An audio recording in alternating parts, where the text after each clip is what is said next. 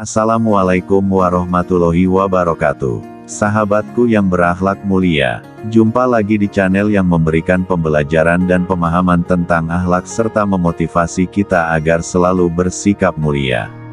Semoga kita selalu dalam lindungan Allah Subhanahu wa Ta'ala.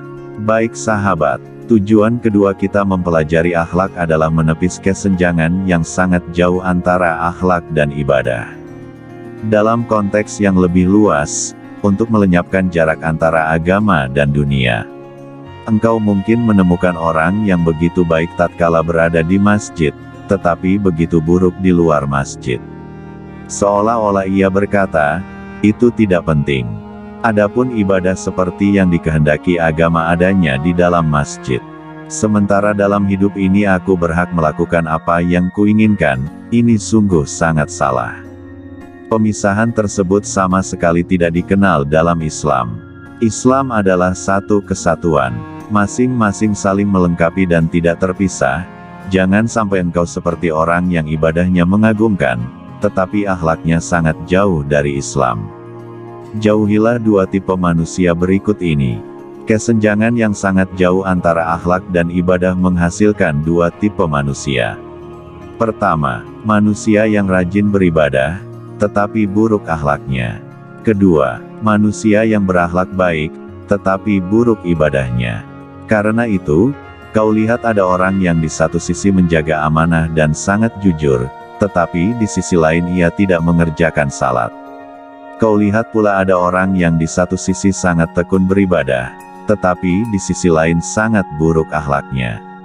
Mereka adalah dua tipe yang buruk, yang tidak dibenarkan di dalam Islam.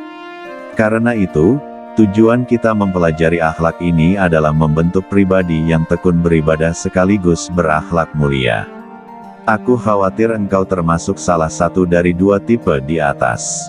Semoga Allah menambahkan keimanan dan kebaikan kepada akhlakmu, wahai orang yang tekun beribadah dan berakhlak baik. Rasulullah Shallallahu Alaihi Wasallam bersabda, "Demi Allah tidak beriman, demi Allah tidak beriman, demi Allah tidak beriman." Mereka bertanya, "Siapa, ya Rasul?" Beliau menjawab, "Orang yang tetangganya merasa tidak aman dari keburukannya." Hadis riwayat Muslim, hadis nomor 170 dan Imam Ahmad hadis 2/288. Ya Allah, bayangkan, misalnya seorang wanita menjemur cucian yang masih basah, lalu bekas airnya berjatuhan di atas cucian tetangga yang tinggal di bawahnya. Dengan begitu, ia terkena hadis di atas. Bayangkan, seseorang memarkir mobilnya di depan garasi tetangga. Lalu ia memasang rem tangan, dan pergi ke rumahnya untuk salat.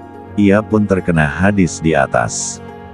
Sepertinya engkau terperanjat dan menyanggah. Bukankah ia pergi untuk salat? Tampaknya engkau telah lupa. Bukankah sudah kukatakan, kita tidak boleh memisahkan antara akhlak dan ibadah. Dengan kebalikannya, segalanya menjadi jelas. Beberapa orang datang kepada Rasul Shallallahu Alaihi Wasallam.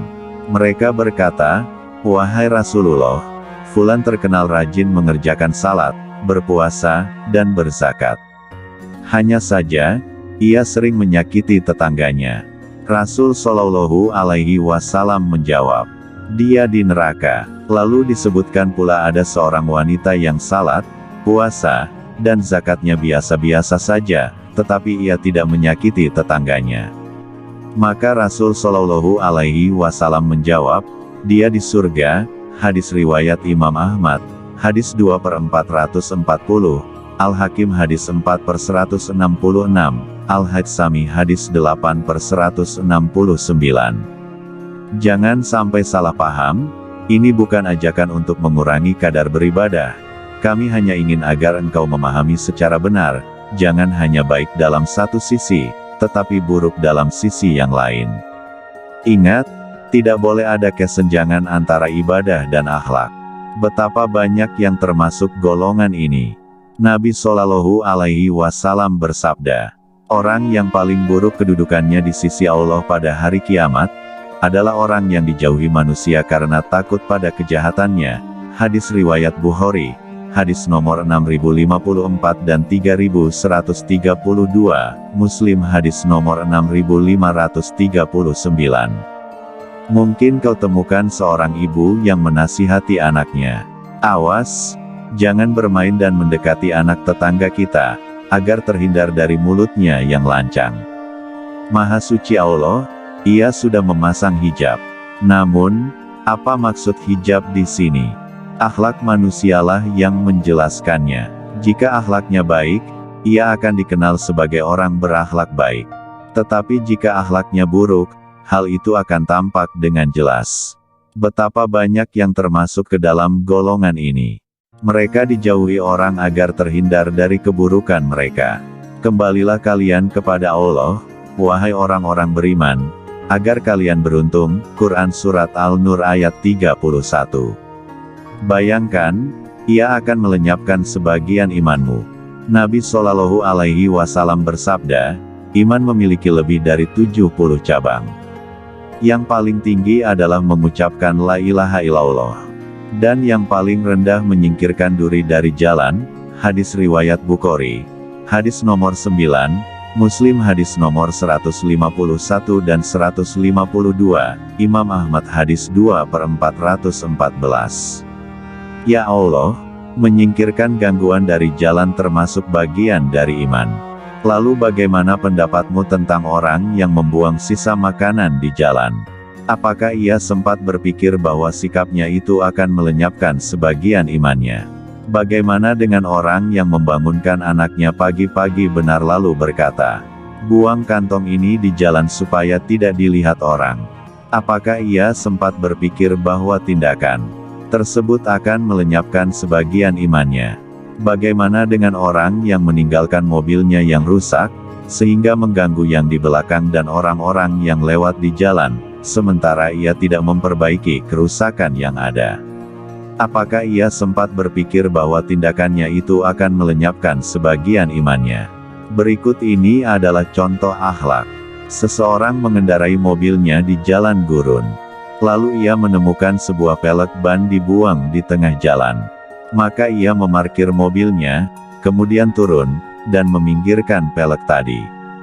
Selamat, itu termasuk bukti adanya iman. Malu dan iman saling terkait.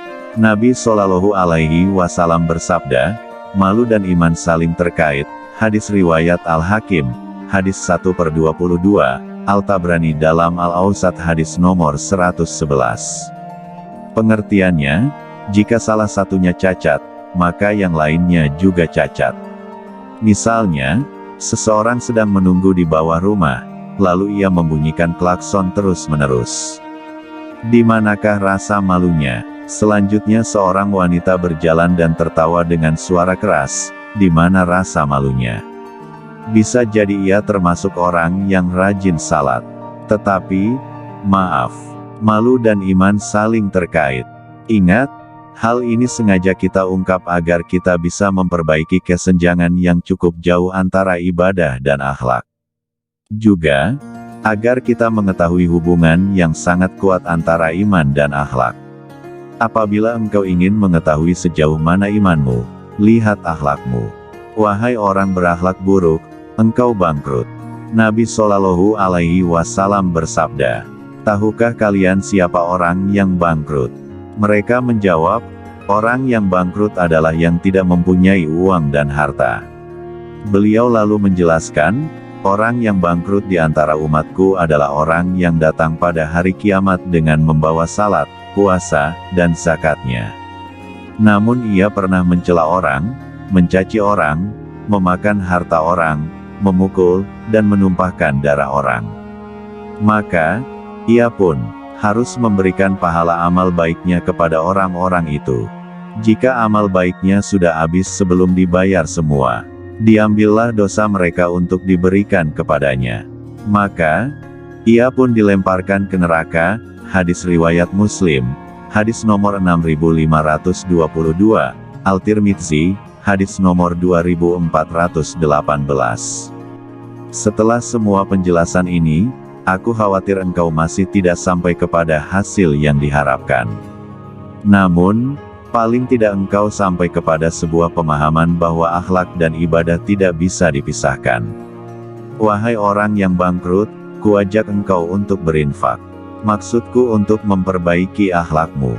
Di dalamnya ada obat untuk manusia. Berikut ini kusodorkan beberapa kejutan untukmu. Ia terdapat dalam Al-Quran. Di dalamnya engkau akan menemukan sesuatu yang bisa menyembuhkan jiwamu dan menenteramkan hatimu. Engkau akan membaca beberapa ayat seolah-olah ia baru pertama kali kau baca. Sungguh, aku serius dengan ucapanku. Penjelasannya sebagai berikut. Saat Allah berbicara tentang sifat-sifat seorang mukmin, engkau akan menemukan sifat bernuansa akhlak yang diikuti dengan sifat ibadahnya. Demikian seterusnya. Surah Al-Mu'minun. Allah Subhanahu wa Ta'ala berfirman, sungguh beruntung orang-orang beriman, yaitu, yang khusyuk dalam salatnya ibadah, yang berpaling dari perbuatan sia-sia akhlak, yang menunaikan zakat ibadah, yang menjaga kemaluan akhlak kecuali kepada para istri atau sahayanya.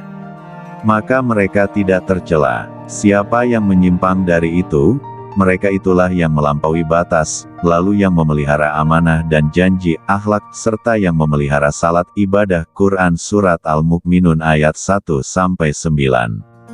Tampaknya engkau mengulang-ulang ayat-ayat di atas. Pernahkah engkau membaca seperti itu sebelumnya? Tahukah engkau sekarang, siapa orang-orang beriman yang beruntung itu?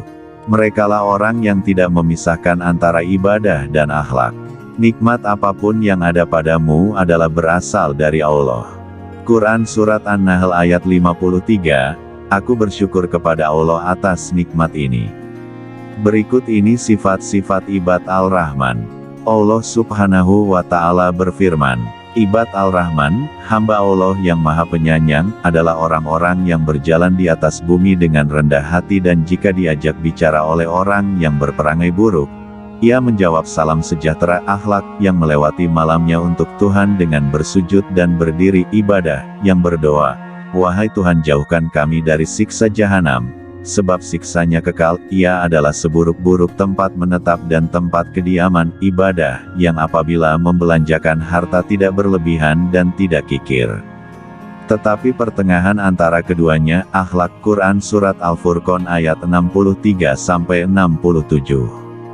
Contoh lain, Allah Subhanahu wa Ta'ala berfirman dalam surah Al-Maun, celaka bagi orang-orang yang salat, yaitu, yang lalai dari salatnya ibadah, yang berbuat riya, dan enggan menolong dengan barang yang berguna. Akhlak. Quran Surat Al-Maun ayat 7. Apa hubungan antara, yaitu yang lalai dari salatnya, dan enggan menolong dengan barang yang berguna? Ini hubungan yang saling menyempurnakan antara akhlak dan ibadah.